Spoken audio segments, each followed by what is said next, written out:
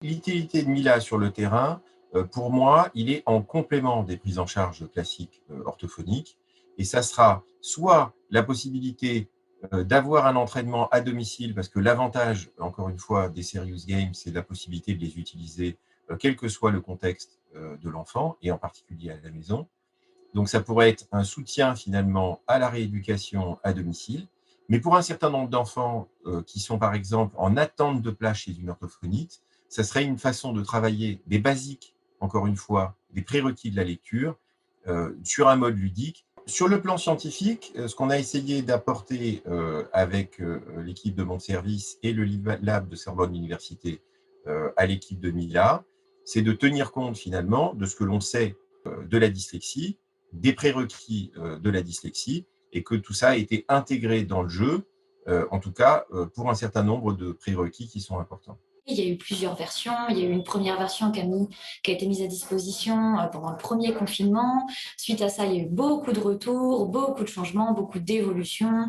Je pense qu'on remercie toutes les familles et tous les professionnels qui ont donné leur retour à ce propos. Il y a eu une seconde version qui a été mise à nouveau à disposition durant le deuxième confinement. Et là, du coup, l'équipe travaille sur la dernière version, celle qu'on voudrait évaluer au cours de l'étude clinique. Alors moi, j'ai beaucoup d'espoir dans le jeu Mila, c'est pour ça que je me suis associé dès le début à ce projet. Et puis quand on a vu les différentes versions qu'on a pu tester, soit avec la Fédération des 10, soit avec des enfants du service, soit avec des enfants de Bicêtre, j'ai bien vu comment l'équipe de Mila a tenu compte finalement de nos remarques. Ce qui fait qu'aujourd'hui, Mila met à disposition 7 jeux avec des progressions qui sont des progressions qui tiennent compte des aptitudes de l'enfant et de ses difficultés et qui s'adaptent à lui grâce à des algorithmes qui sont directement intégrés dans le jeu et qui rendent la pratique extrêmement fluide. On voudrait mettre en place quand même une grosse étude qui est ce qu'on appelle une étude randomisée contrôlée. Donc, c'est en quelque sorte la méthodologie de référence pour évaluer tout ce qui est médical. Alors, l'étude, elle est construite comme une étude scientifique avec des variables d'intérêt qui sont choisies en aveugle et à l'avance. Donc là, le critère principal, ça sera la lecture de mots.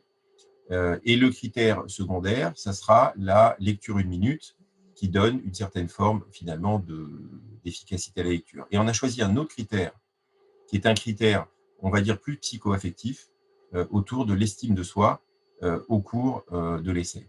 Le deuxième élément d'un point de vue méthodologique, c'est qu'on a choisi d'avoir des effectifs suffisamment importants pour qu'on n'ait aucun doute sur la puissance statistique de l'efficacité qu'on souhaite démontrer. Et le troisième élément de cette étude qui en fait l'originalité, c'est qu'on veut profiter justement de cette étude à grande échelle pour montrer que le jeu est bien utilisable, pas seulement avec un adulte à côté professionnel qui utiliserait le jeu comme dans une séance d'orthophonie, mais vraiment mis à disposition en ligne.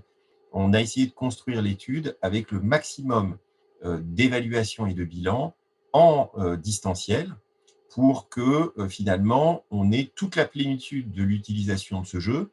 Ce qui veut dire aussi qu'on pourra toucher des endroits où il n'y a vraiment pas grand monde sur le plan des professionnels de santé. Donc c'est un peu un petit plus de l'étude qui vient aussi de l'expérience, grâce à la Fédération des 10, qu'il y a eu pendant le confinement. Pour pouvoir évaluer le jeu, il va falloir qu'on fasse jouer beaucoup d'enfants. Là, on est parti, on aimerait bien pouvoir rencontrer 150, 200 enfants, pourquoi pas. Voilà, donc c'est là que, en fait, on a besoin de l'aide des associations, des parents, des professionnels, orthophonistes, psychomotes, enfin bon, bref, toute personne qui s'intéresse à la dyslexie. Parce que là, le but du jeu, c'est de pouvoir rencontrer ces enfants pour pouvoir les intégrer au sein de l'étude.